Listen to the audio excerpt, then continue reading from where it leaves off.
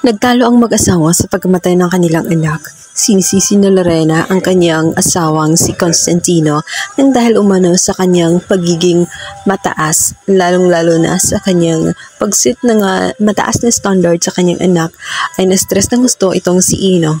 Hindi niya ba umano ito naiisip na malaki ang epekto nito sa kanyang mental health? Kung kaya't hindi ito ng confident sa kanyang sarili. Pakiramdam niya lagi ay laging kulang ang kanyang ginagawa, kung saan ginagawa naman niya ang lahat-lahat na please lamang ang kanyang ama. Kung kaya't hindi nagustuhan ni Lorena ang mga bagay na iyon. Humingi naman ng tawad ang ama nitong si Ino. So nga palit, wala nang magagawa ang paghingi ng tawad. Hindi lang din si Constantino ang nasisi, maging etong si Lorena ay nasisi din itong si Cons dahil umano sa kanyang pagiging konsentidor ay nagkaganon ang mga nangyayari. Nagkandalitsyo na nga ang buhay ng mga De Leon dahil hindi lang ang kanilang anak ang nawala, maging ang posisyon na inaasahan at ito nga ay biglang nawala patapos nga malaman ng firm ang ginawa ng mag-asawa dahil hindi ito nagustuhan.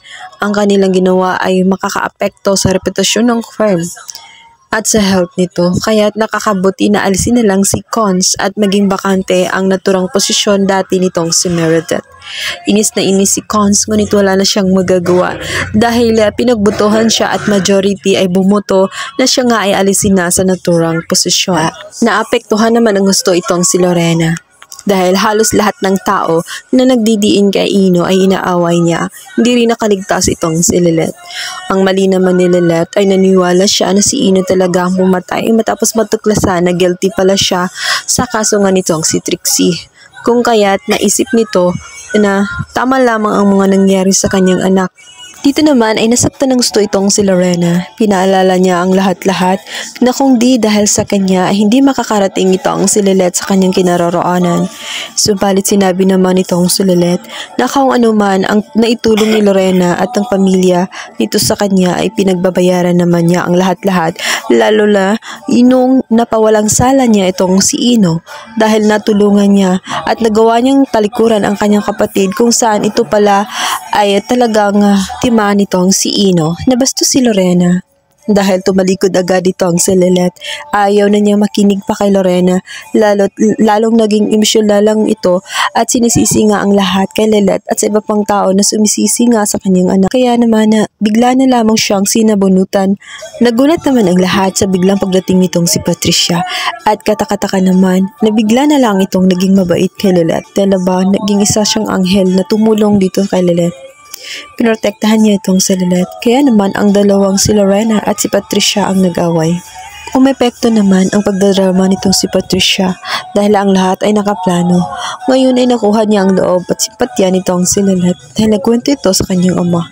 Kaya naman si Romeo ay napaisip na sa tingin niya ay sincere na nga itong si Patricia kung kaya't bibigyan niya ito ng tsansa.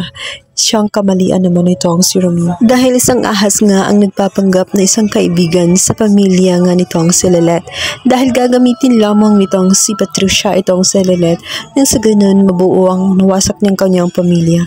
Ito na lang kasi ang kanyang naisip na option na balikan siya nitong si Romeo at hindi naman siya nagkamali sapagkat binigyan siya ng chance nitong si Romeo at magugulat na lamang itong si Lilith dahil biglang darating ito sa bahay ni Lilith nang sa ganun ay humingi ng tawad at sincero na nga na magbago na ang dalawa. Kung naging kakampi niya ang dati niyang kaaway na si Patricia, ang kakampi naman niya dati na si Lorena ay siyang magiging tinik ngayon ito ang si Lilith dahil nga sa sinisisi ni Lorena itong si Lilith sa lahat at hindi matatanggap ni Lorena na naging traitor nga itong si Lilith at iniwanan siya sa gitna ng kanyang down point.